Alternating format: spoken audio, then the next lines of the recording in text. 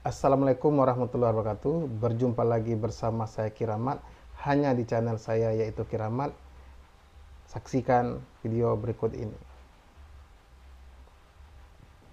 Hari ini saya akan menjawab suatu pertanyaan dari saudara kita.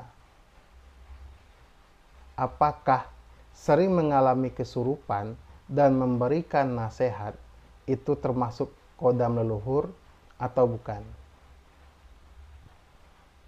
Baiklah, sebelum itu saya akan menjelaskan dulu apa itu kodam leluhur dan dari mana asalnya. Kodam leluhur adalah kodam yang sudah mengikuti nenek kakek kita terdahulu. Jadi, nenek kakek kita dulu itu mempunyai suatu keilmuan spiritual dan pengikutnya yaitu sejenis kodam. Dan kodam itu ada yang berupa wujudnya macan, naga, atau orang tua, dan banyak macam jenisnya. Apakah kodam leluhur ini roh dari leluhur kita? Yaitu bukan. Jadi kodam ini adalah sejenis jin atau pengikut leluhur kita yang terdahulu. Dan mereka hadir itu tergantung leluhur kita yang mempunyai ilmu spiritual. Jadi dengan ilmu spiritual itu maka dia mempunyai pengikut dari alam gaib dan disebut sekarang sebagai kodam leluhur. Kenapa? Karena mengikuti anak cucunya. Apa penyebab kodam leluhur mengikuti anak cucunya? Yang pertama itu adalah kecocokan energi dari seorang cucu tersebut.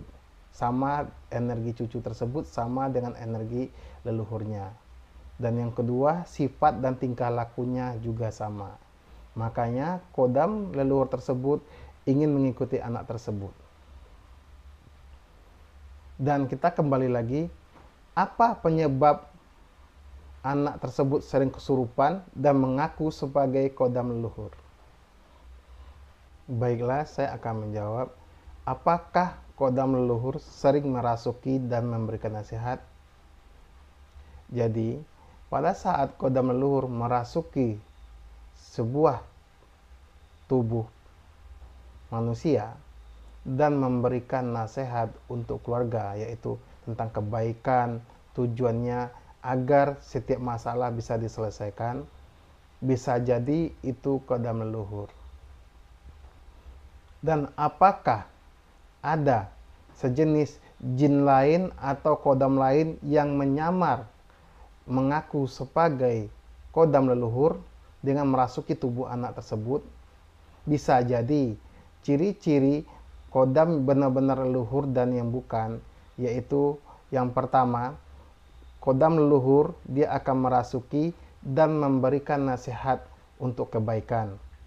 Dan yang kedua, dia akan masuk ke tubuh anak tersebut pada saat terdesak dalam keadaan berbahaya atau bakalan diganggu sama orang yang berniat jahat. Dan juga yang ketiga, kodam leluhur akan memberitahukan kalau dia dalam kondisi keadaan berbahaya dalam perjalanan atau lain sebagainya, sebagai peringatan untuk anak tersebut jangan terjadi apa-apa. Itulah peran kodam leluhur. Dan kalau seandainya ada kodam atau jin lain menjelma masuk dan merasuki tubuh anak tersebut, apa perbedaannya sama kodam leluhur?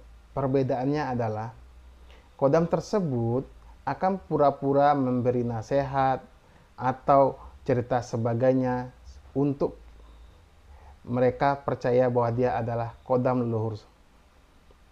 Setelah mereka percaya, nah kodam yang menjelma sebagai kodam leluhur merasuki tubuh anak tersebut, dia akan minta sesuatu. Apa yang dimintanya? Untuk sebagai syarat dia keluar. Nah, itulah biasanya kodam atau jin yang bukan dari kodam leluhur masuk ke tubuh anak dan menjelma. Nah, untuk dia keluar, dia akan minta sesuatu. Nah, itulah perbedaannya. Kalau kodam leluhur, pada saat setelah memberi nasihat atau membantu sesuatu anak tersebut, dia akan keluar sendiri tanpa meminta apapun. Yang mengaku sebagai kodam leluhur, pada saat keluar, dia akan meminta sesuatu untuk sesajennya atau syaratnya agar dia keluar.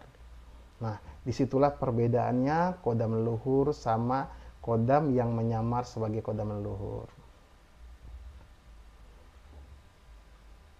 Ya, seperti itulah penjelasan bagi saya. Saya mohon maaf kalau ada pendapat saya atau wawasan saya yang tidak sesuai dengan saudara, karena ini hanya pemahaman saya sendiri. Wassalamualaikum warahmatullahi wabarakatuh. Sampai jumpa di video saya berikutnya. Salam persaudaraan.